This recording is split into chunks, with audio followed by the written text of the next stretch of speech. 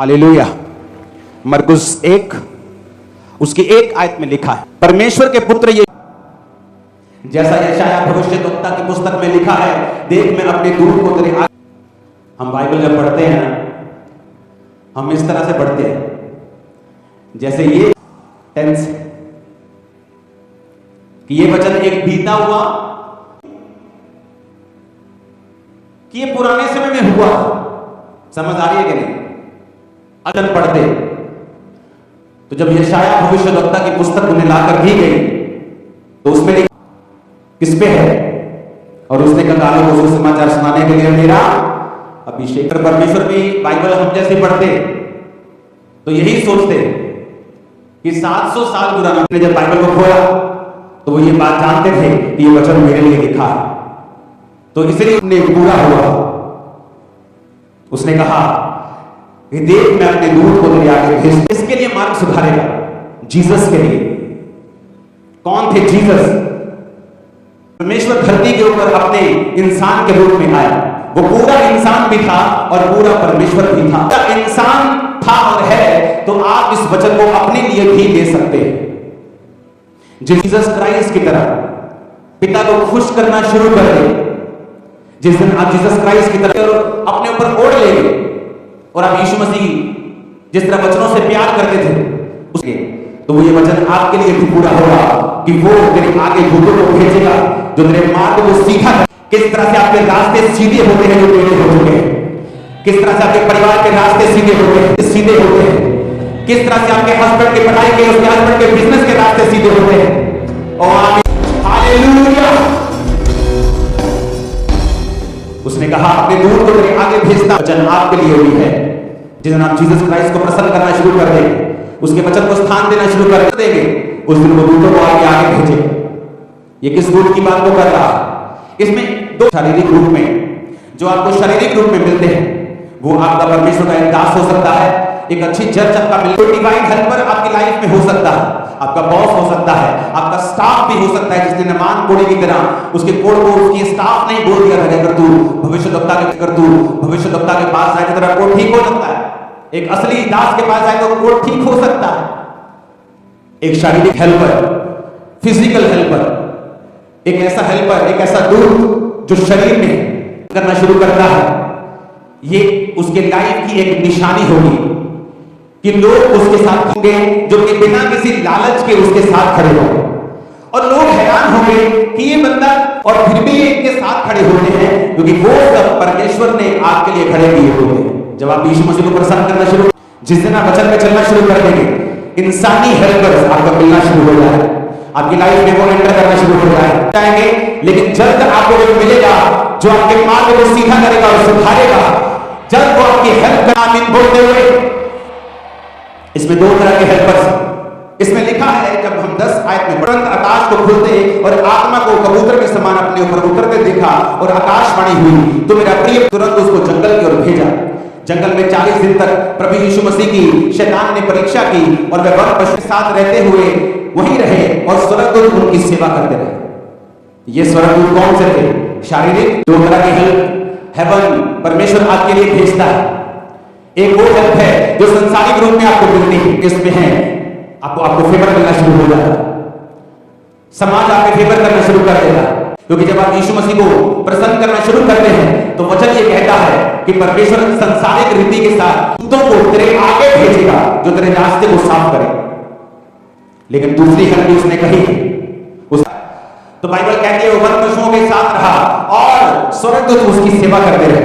दूसरी हेल्प होती है जो स्वर्ग से आप, वो दूत जो आपको बीमारियों से बचाते हैं, वो दूत जो आपको मौत से बचाते हैं, वो दूत जो आपके साथ सुरक्षा, शैतान को सब शैतानी काम करने से आपकी लाइफ में रोकते हैं, क्योंकि परमेश्वर को आपने खुश कर दिया। पवित्र आत्मा उस पे उतरा, वो वन पशुओं के साथ रहा, भालू के साथ रहा पर भालू उसे खा नहीं पाया, सांपों के साथ रहा वो उसे काट नहीं पाया।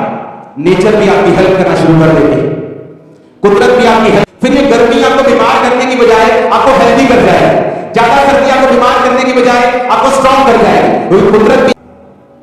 आपकी बात समझ रहे हैं? कारण एक ही है कि क्या आप परमेश्वर के साथ जुड़े हुए कुंडियां लगाते हैं, आप बिजली चोरी करते हैं, आप तेल चोरी करते हैं, गलों से चोरी करते हैं, अपनी दुकानों से अपने वक्त चोरी करते हैं, ऑफिस फैक्ट्री में काम करते वक्त चोरी करते हैं, फिर ये वचन आप लोगों के लिए नहीं है, क्योंकि वचन में लिखा है माता पिता की आज्ञा को मान, झूठी साक्षी झूठी गवाही ना दे, अपने भाई को बदनाम ना कर। शारीरिक हेल्पर काम आते हैं, फिर लोग ऑफेंड हो जाते हैं, निराश हो जाते हैं, न मेरे कोई काम नहीं होगा, और क्योंकि तेरे साथ अगर परमेश्वर नहीं है तो तेरे साथ कोई नहीं होगा। अगर तेरे साथ परमेश्वर है और तू अकेला है तो ऐसे ही आमेन कौन से गलत है चर्च। वो कहता मैं स्वर्गीय दूतों को भेजूंगा, तुम्हारे सपनों में दूत आए। नहीं आ सकता, मैं अपने घर सोया भाई, मैं तुम्हारे सपनों में नहीं आ सकता, दूत मेरी शक्ल लेकर तुम्हारे सपनों में आते। लोगों के सपनों में आते हुए सुना है, जब आप परमेश्वर के साथ पक्के होंगे तो स्वर्ग दूत आपको रिलीज किए जाए, आपको एक्सीडेंट आएंगे, सारे कीटाणुओं को खत्म कर देंगे, तुम्हारी बॉडी पर कमजोरी को खत्म कर देंगे, एक्सीडेंट को फिनिश कर। और आमीन मेरे कौन से पता चाहिए चर्च। तुम जानवरों पर पैर रख लो, असर नहीं होगा, तुम्हारी जूती पर भी असर नहीं होगा, तुम्हारी जूती पर भी जूती जितना भी असर नहीं होगा। मैंने कहा मैं सच कह, परमेश्वर तुम्हारे साथ है तो, अगर तुमने उसको प्रसन्न किया है तो कुदरत भी तुम्हारे साथ रहे, स्वर्गदूत भी तुम्हारे साथ रहे, हेवन ओपन होता हुआ हमारे ऊपर मैं देख रहा हूं। तुम्हारे ऊपर ब्लेसिंग कौन से वाला चाहिए चर्च। हालेलुया। लिखा 14 आयत में आकर प्रभु के राज्य का सुसमाचार आरंभ किया, कहा समय पूरा हुआ है, प्रभु का राज्य निकट आ गया है। मन फिरा सुसमाचार, तो उसने शमौन और उसके भाई अंद्रियास को झील में जाल डालते देखा, क्योंकि वो बछुए थे। यीशु ने उनसे कहा मेरे पीछे आ। वो तुरंत जालों को छोड़कर उसके पीछे हो गए। कुछ आगे बढ़कर उसने जब्दी के पुत्र याकूब और उसके भाई यूहन्ना को जालों में, पतरस और उसका भाई अंद्रियास, यूहन्ना और उसका भाई याकूब। परमेश्वर ने कहा मेरे पीछे आ जाओ। क्या हो गया भाई, कौन हो तुम लोग, तुम कौन हो, मैं तुम्हारे पीछे झटके तेरे पीछे लग रही है भाई, की गल। कभी प्रैक्टिकल वचन को समझने की कोशिश की है? हाँ, तो थे एनआरआई कस्टमर आया तो 5,000 के सूट सारे खोले हुए ते बारा तो पास सदे आ जा यार मेरे वाना पास्टर जी की करते थे। पर बाइबल कहती है जालों को छोड़कर परमेश्वर के क्या हुआ ऐसा। अगर हम ये कहें कि चलो जी पतरस तो मछियां फड़ियां नहीं जाती थे, यीशु ने क्या पीछे आगे कहते चलो इतने भी कुछ है नहीं, पीछे लंगर लंगर खामांगे चलिए केस पढ़ते। देखा कुछ आगे बढ़ के उसने जब्दी के पुत्र याकूब और उसके भाई यूहन्ना को नाव पर जालों को सुधारते देखा, जब्दी को मजदूरों के साथ नाव पर छोड़कर। अब इस केस में जो याकूब और यूहन्ना है उनके 15-20 लोगों की टोली है। मेरी दुकान पे 10 लोग काम करते थे और मेरी रोज की इनकम 50 कभी लाख कभी 1.5 लाख रोज की इनकम, जितना उस समय 2002-3 में फॉरेन में लोग 1 लाख 1.25 लाख रुपए एक महीने का कमाते थे। तब उस समय की रोज की पंजाब में इस खामरा में इनकम थी। आप मेरी बात समझ रहे हैं?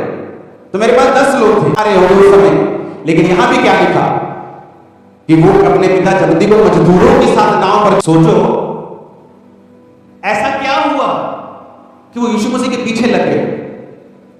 जी वो इतना मानते थे और इतना सीरियसली उस पर चलते थे, बचपन से ही था कि मैं पिता की संतान हूं। तो जब उसके माता पिता के साथ और परम में रह गया तो माता पिता 3 दिन के बाद कुड़ते हुए यीशु से मिले और कहा ओए तू घर वापस नहीं आया। पिता ने कहा, यीशु ने कहा कि क्या तुमको नहीं पता मुझे अपने पिता के भवन में होना जरूरी है। तो यीशु है, तो यीशु ने फिर सेवकाई 12 साल की उम्र में शुरू नहीं की, क्योंकि बाइबल कहती है सारे सदूकी फरीसी शास्त्री विद्वान तलब करते थे तो जवाब नहीं थे जो यीशु मसीह उनसे पूछते थे। यीशु मसीह की बुद्धि, यीशु मसीह के जवाब। तो फिर भी यीशु मसीह ने सेवकाई 30 साल में शुरू की और वचन कहता है 12 साल से लेकर 30 साल तक फिर वो पेंट्री का काम करते रहे, अपनी मम्मी से ही खाना खाते रहे, बिना कोई असिस्टेंट रखे, बिना फूफा किए अपने घर में रहे, अपने माता और पिता की आज्ञा को मान। सुनो मेरी बात, हमें लगता है वचन बहुत 100 रुपया हो और कोई नहीं 2 लीटर तेल प्रभु ने कहना मेरा घर नहीं चलता बिना चोरी। जब आप जिंदगी मौत का ये मसला बन जाता है कि नहीं मानना शैतान की बात को, स्पिरिचुअल एक ऐसा ऑरा आ जाता है कि आपकी बात को लोग इनकार नहीं कर पाए। ये रीजन चुकी थी, उसकी आवाज में इतना दम, इतनी पावर, इतनी खींच, इतना इतना होली स्पिरिट था, नथिंग कैन स्टॉप आर्य सेवा में छोड़ देंगे बिजनेस। आई पास्टर्स क्या कहते हैं, लोग